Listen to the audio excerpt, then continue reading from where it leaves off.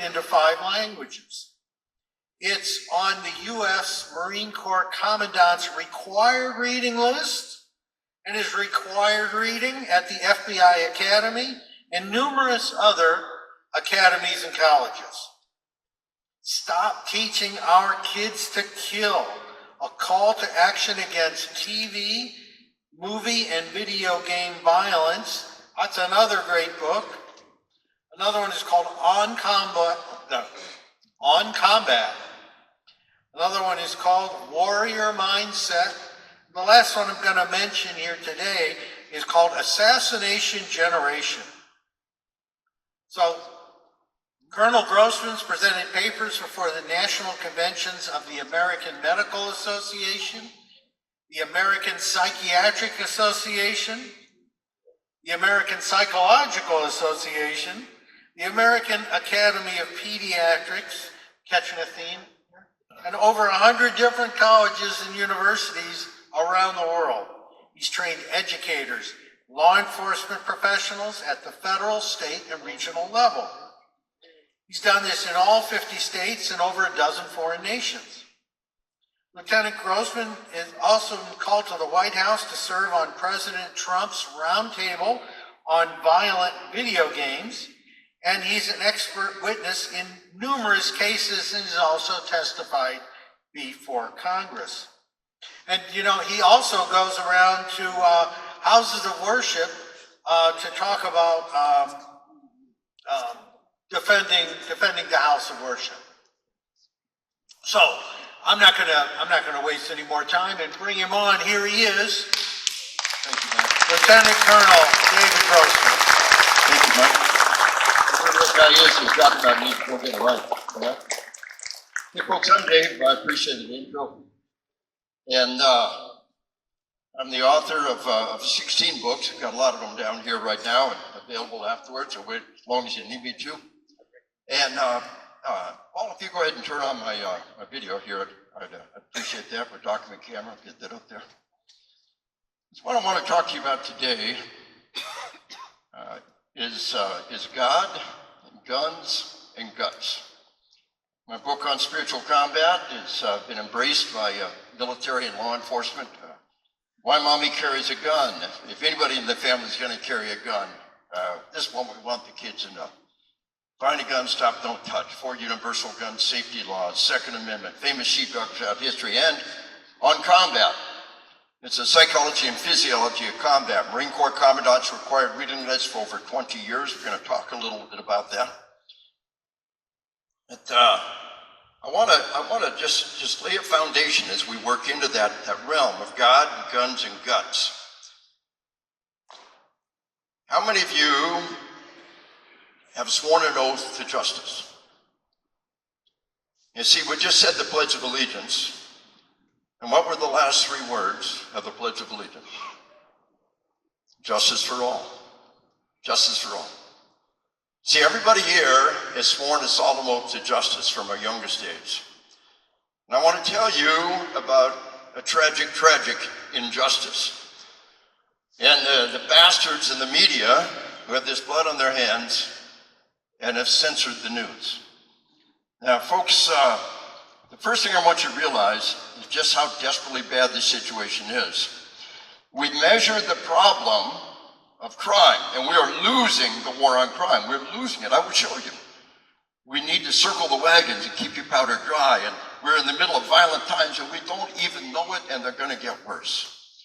But this is what the Second Amendment was intended for. And folks, just carrying a guitar does not make you a musician. Just carrying a gun does not necessarily mean you're prepared for your moment of truth.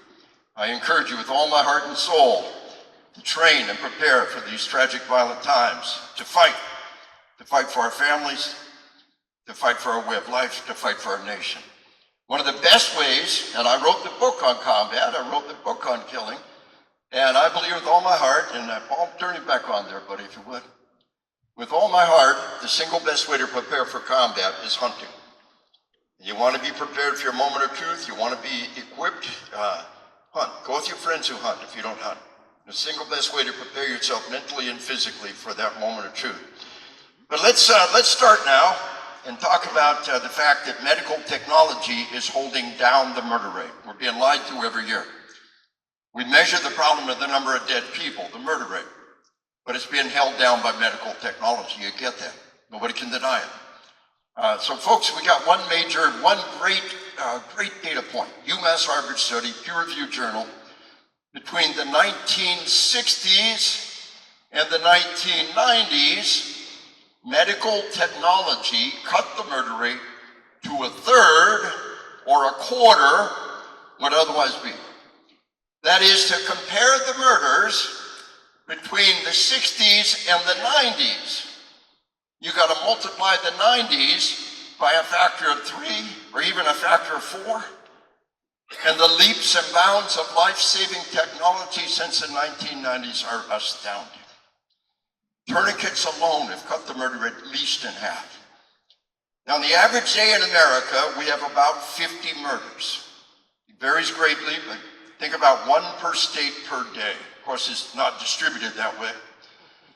If just 20 to 30 times a day, somebody slaps on a tourniquet and saves a crime victim's life, they cut the murder rate in half. I train our nation's largest fire and EMS service. They say, Dave, I guarantee you, in our city alone, 20 to 30 times a day, we slap on a tourniquet and save a crime victim's life. Begin to get the idea it's much, much worse than it looks. Just like we have inflation-adjusted dollars, we need medically adjusted murders. I've had the honor, I train cops in all 50 states. I believe I'm the only person ever be certified to train cops in all 50 states for 27 years. I retired for the Army in 1997. I've been on the road a couple of hundred days a year for the last 27 years. I had the honor to be at the FBI Center in Clarksburg, West Virginia, where they compiled this data, and they're on it. Just like we have inflation-adjusted dollars, we need medically adjusted murders. And when we do that, it will transform the way we see the situation. It's bad, folks. It's crazy bad. It's desperately bad. And we're being lied to every year when we use the murder rate. The number of dead people is the measure of the problem. Imagine somebody said, your grandpa made 25 cents an hour. This job pays $25 an hour.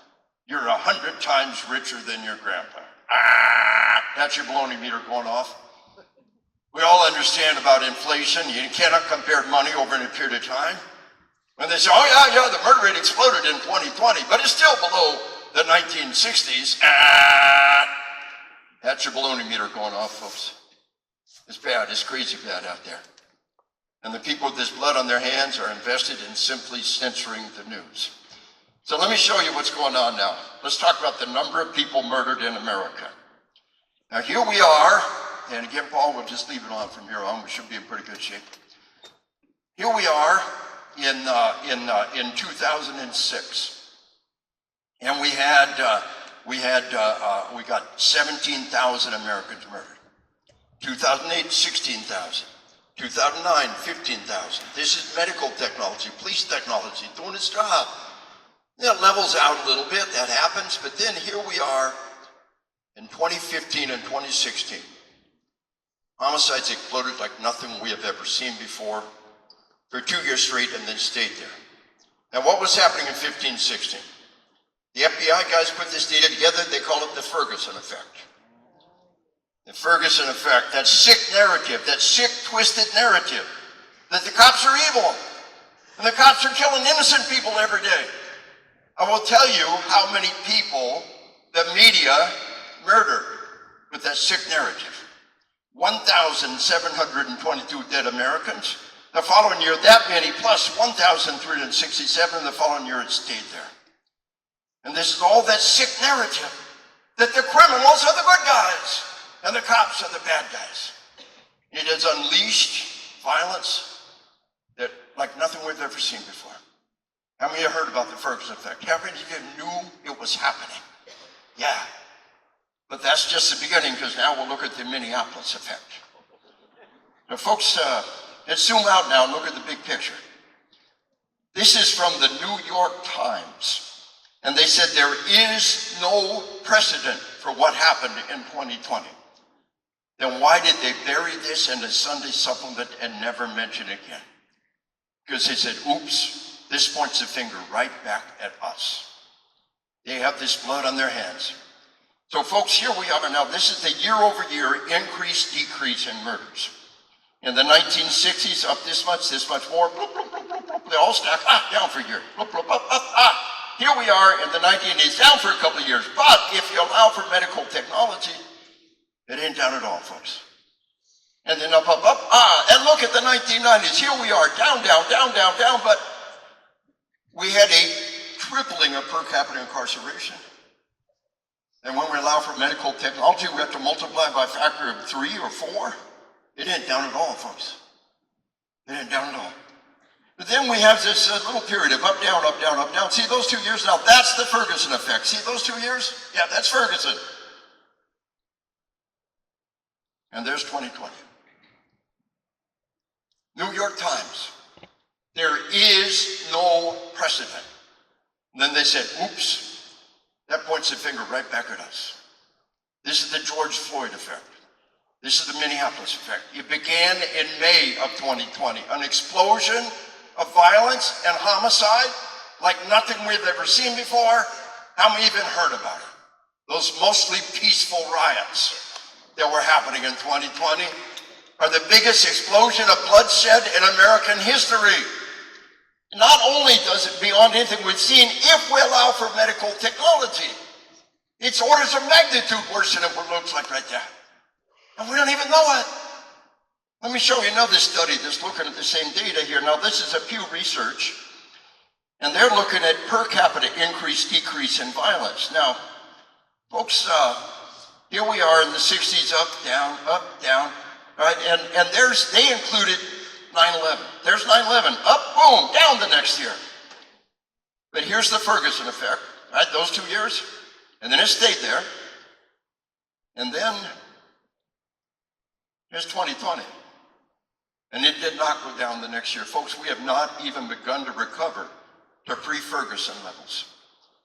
We had a little bump down in recent years, but it's nothing remotely beginning to recover from what happened in 2020 and 2021. Not only do we have a 30% increase in the murder of citizens, but we have a 59% increase in the murder of cops. Now let's step back and look. And here we got, this is Heather McDonald, smart lady in the Manhattan Institute. And she said 2020's violent crime increase, call it Ferguson 2.0, Minneapolis effect, has come on with the speed and magnitude, make Ferguson 1.0 seem tranquil. She said George Floyd's death at the hands of Minneapolis police in late May was justly condemned. But the event has now spurred an outpouring of contempt against pillars of law and order that has no what? There's that word again. Has no precedent. We have never seen anything remotely like what's happening. Now, folks, however bad it is for citizens, it's twice as bad for cops. The FBI director tells us that although murders were up 30%, murders of police officers up 59%, almost exactly double. Folks, since the Officer Down Memorial website's been keeping track of data,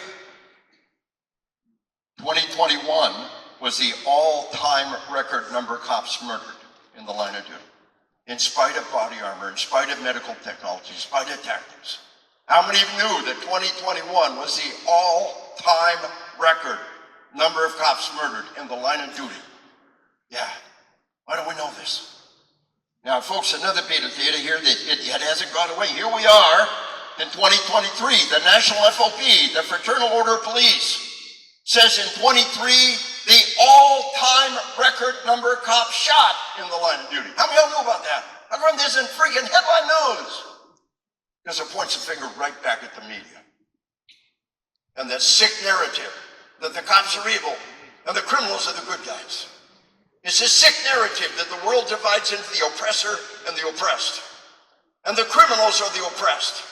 And the oppressed can do anything they want to. They slaughter, they kill, they murder because they're oppressed. And the oppressor is you. You are the armed citizen. You are the oppressor. You are the cops. You are the law-abiding citizens who swore an oath to justice. You are the oppressor, and you deserve whatever you get. And they believe that with all their heart and soul. This is Marxist theology. They believe this. And so, folks, the all-time record number of cops shot, and they simply censor the information. However much you despise the legacy media, you do not despise them enough. You do not understand the magnitude of the harm that they have done and the accountability that needs to be made on those individuals.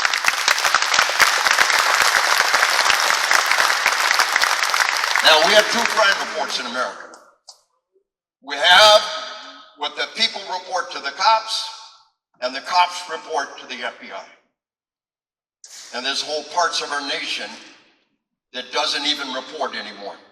Now look at this. Here we are in 21, the record number of cops murdered. But it went down in 22. I asked cops nationwide, why did it go down? Why did the number of dead cops go down? Easy. We don't go to that part of town no more. We know how to not be assassinated. We know how to not be executed. We know how to not be murdered. We just don't go to that part of town no more. And that part of town no longer has justice. What's the oath we swore? Justice for people on the right part of town. Justice for people who don't try to kill us. But folks, they have totally opted out of the criminal justice system. Now the murders, somebody's got to come pick up the body, and there's going to be a funeral. So murder is probably getting reported. But they don't like the cops, they don't trust the cops, they hate the cops. They've been told that the cops are evil. They are not going to report the crime. They don't want cops there. They have completely opted out of the criminal justice system. There's a whole subset of our civilization right now, and this is where the terrorists are hiding. We're facing a summer of rage. I pray that I'm wrong. However bad it is now, it's going to continue to explode, and the terrorists, the external terrorist threat, will hide in the middle of this internal problem.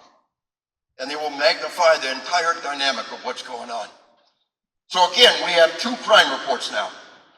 We have what the people report to the police, and they report to the FBI, and we have the National Crime Victims Survey.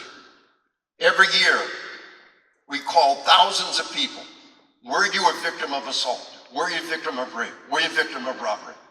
Two reports. What the cops report to the FBI and what the citizens are telling us when we call them. Now here we are, 21 to 23, and this is the total crime. And the citizens are reporting to the cops, and the cops report to the FBI. Crime down 2%, survey says. Up 75%. Homicide, funny thing about homicide. Decade after decade, we called thousands of people. Never once anyone said, yep, I was a victim of homicide. Never once. Homicide victims can't speak for themselves. We must speak for them. We're the speaker for the dead. We're the ones who have to stand up and say there is a terrible injustice in the land. We swore an oath to justice, justice for all. And the greatest injustice is to have your life taken away. And then for people not even to know, not even to care. Now, folks, I want you to understand something when we talk about violent crime. If a tornado hits a house and puts your family in the hospital, what's your response? Thank God they're alive. Criminals break into the house and beat your family in a hospital stay. Any difference? There's all the difference in the world. The DSM, the Bible of Psychiatry and Psychology, talking about PTSD, says whenever the cause of your trauma is human in nature, the degree of trauma is usually more severe and long-lasting. You see, the most corrosive, destructive, harmful thing that can happen to any civilization is violent crime. A cancer of crime, a virus of violence in our nation. We're losing the war on crime, and we don't even know it. And you are the armed citizens. This is what the Second Amendment was about. This is the firewall that protects us, to arm ourselves, to fight. The three fights. Fight for your family. Fight for your way of life. Fight for your nation. And so, folks, let's go back now. Homicides, rape. Now here we are with rape, and we've got the cops say rape down 6%. Survey says up 58%. Robbery. Cops say robbery, up 1%. Survey says up 47%. Now, aggravated assault, is pretty good data until you begin to hold people's feet to the fire. Police officer, you bring ag assault down or we'll find somebody who can. Where do you draw that magic line between aggravated assault and simple assault? Every cop will tell you, we'll make aggravated assault say whatever you want it to say. Dead is dead. Murder is good data if we allow for medical technology. But right now, aggravated assault is pretty good data. And as reported to law enforcement, remember, almost all of our crime is concentrated in inner cities, and the inner cities are not reporting. And as reported to cops, crime down 2%. Survey says up 104%. We have never seen such disparity between what the cops are reporting and what the citizens are saying. How many of y'all knew about this? Why isn't this freaking headline news?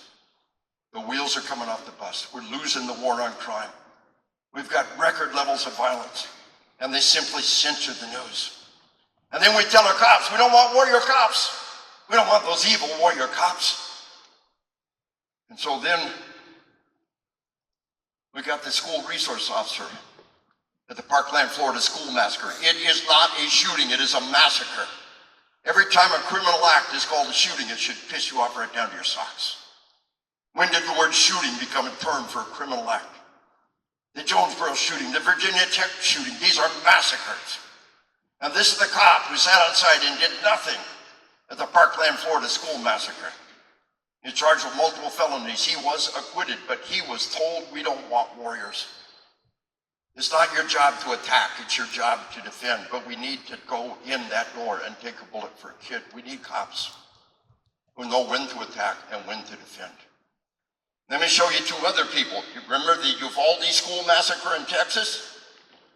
Yeah, this is the police chief and the school resource officer who sat outside and did nothing. They're facing over a dozen felony charges, and I believe that juries across Texas will convict them and they will go to prison, and it will be a death sentence.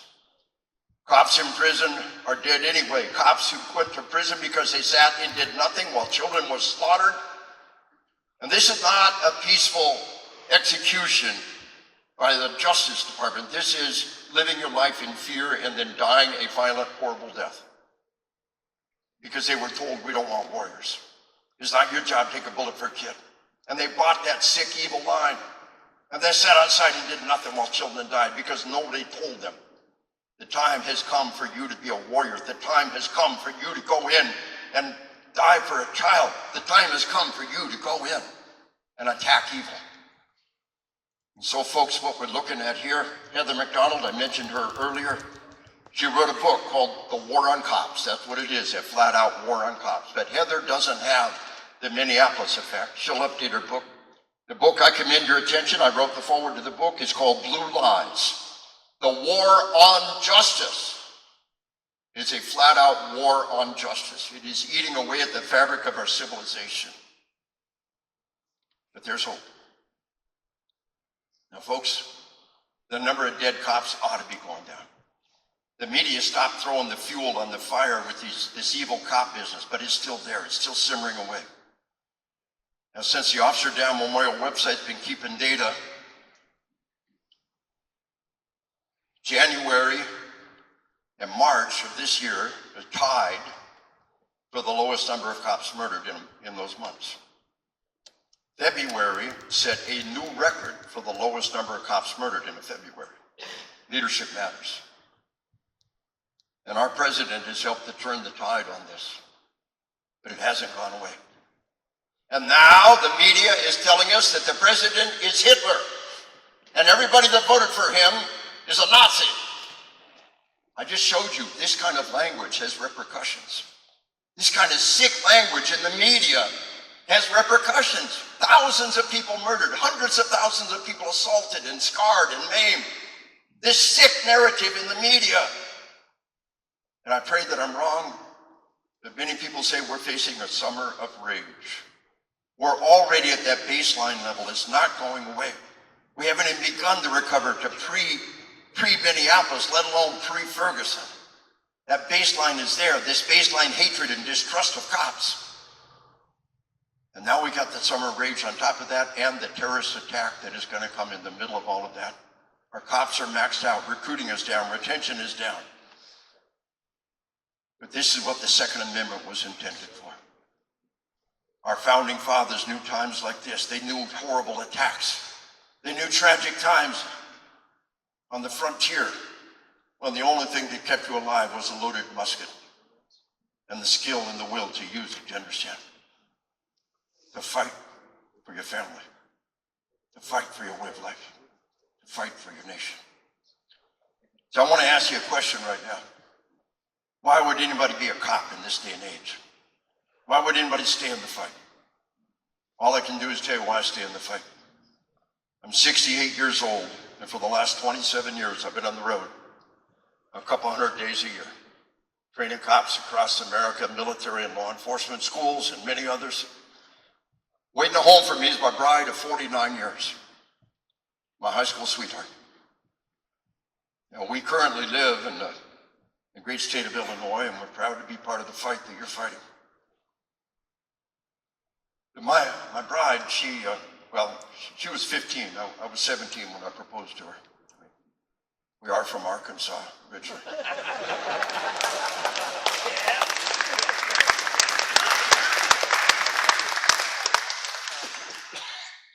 Two years later, she married a crazy Army paratrooper, PFC Grossman. I've been in this ride with me for 49 years. I love her more than life itself.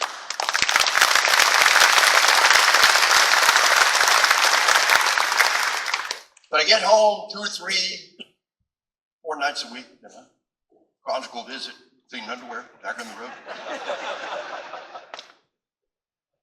Because you see, the only people on earth more precious than my bride are children. I got a son that just retired after 9 combat tours, 3 Bronze Stars, and our grandchildren.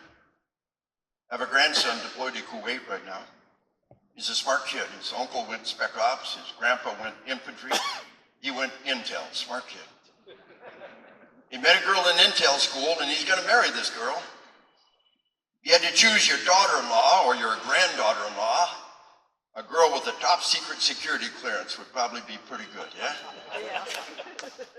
In the blink of an eye, we're gonna be great-grandparents.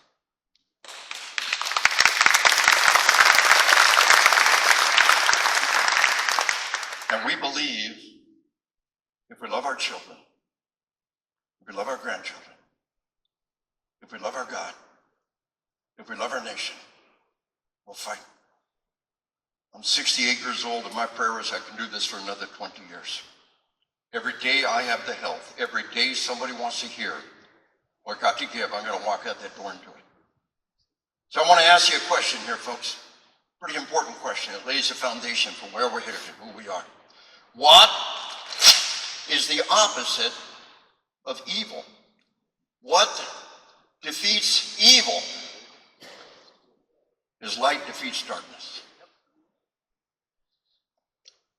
And I submit to you, the opposite of evil is not good.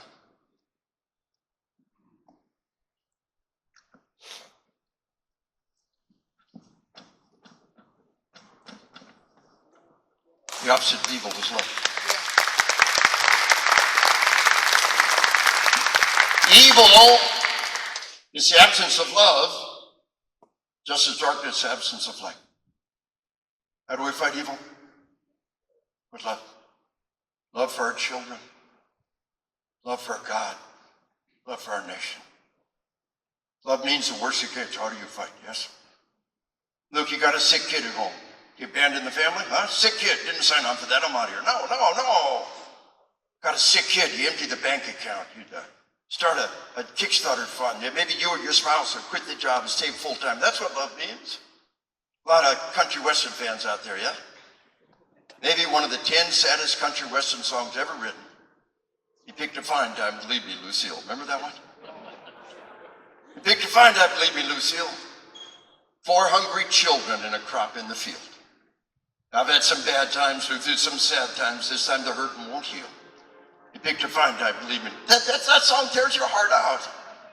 The idea of a mother abandoning 4 hungry children? No. That's not love. Love means the worse it gets, the harder you fight. So I'm telling you, I don't care if you got 30 guns in your gun safe. Have you got 1 gun on you? And are you good with it? Have you hit the range in the last month? Have you trained and prepared? I don't care about that 10,000 rounds of ammo you stocked away.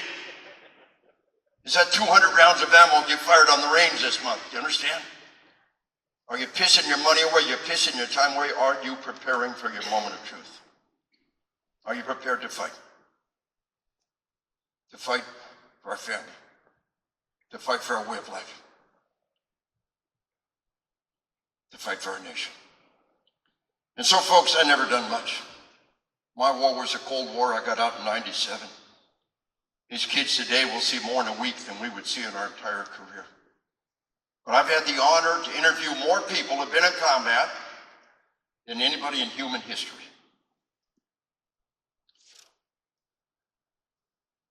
And I want to ask you to think what it would be like to be in combat. I want you to think about what it would be like to have bullets whiz past your head. To have people behind you hit and dying. And to be hit. To have blood gushing from your body. This is when you truly know what you're made of. This is when you look in the soul of a human being. You're hit. Bullets are flying. People are dying. What do? You can dive for cover. Not a bad idea. Curl up in a ball and wait for somebody to come get you. An option. But I submit to you, there's one more option, Paul. I submit to you that this is a man worthy of our support. This is a man worthy of honor. This is a man that we have looked inside the soul and seen what he's made of.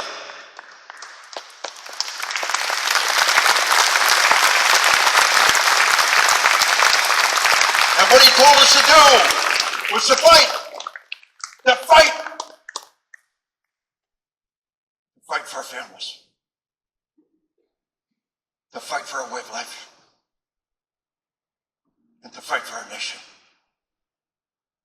And this is what the Second Amendment was intended to do. We're not pissing around with the right to go to the range. We're talking about the survival of our civilization and fighting for our way of life and having the tools to do it.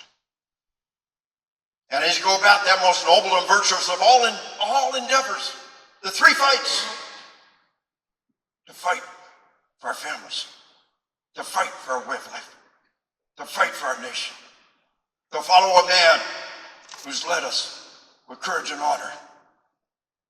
As you go about that noble and virtuous endeavor in a dark and desperate hour, may God bless you, your family, every endeavor, and may God bless America. Thank you.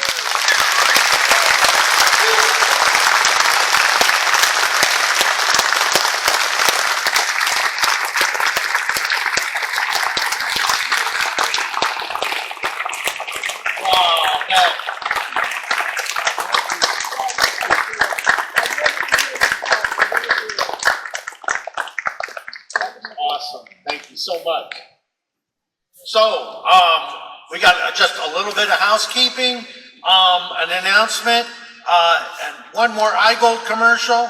And what I want to do is, I'm going to introduce Bill Potts. But before I do, I would like for Tom Schaefer to start making his way up here to the stage so he can give us some instructions about the march. Tom, you out there? All right. Tom Schaefer. Paging Tom Schaefer. Oh, I see him. All right. Excellent. Okay. The other thing I would like to do is, besides people you see up here on the stage, besides Richard, besides Doug, Bill, and Ed, there's directors, there's ISRA officers, and there's important, hardworking office staff. I'd like all of you who are here today for IGOLD to make your way up to the stage, to line up over here or over there, and we'll bring you all up and show you off to our people here for IGOLD. Let's see. Okay, Bill Potts has a long and storied career as a lobbyist, including lobbying for union organizations, and he's currently the ISRA Legislative Director. And so I'm going to bring him up now, and he'll tell us, he'll give us some important information about dealing with our elected representatives and senators. Thank you.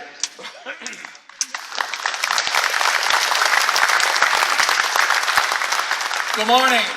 First, I want to thank you for coming out. As we started off with Senator Severson, he talked about showing up, talking to your legislators.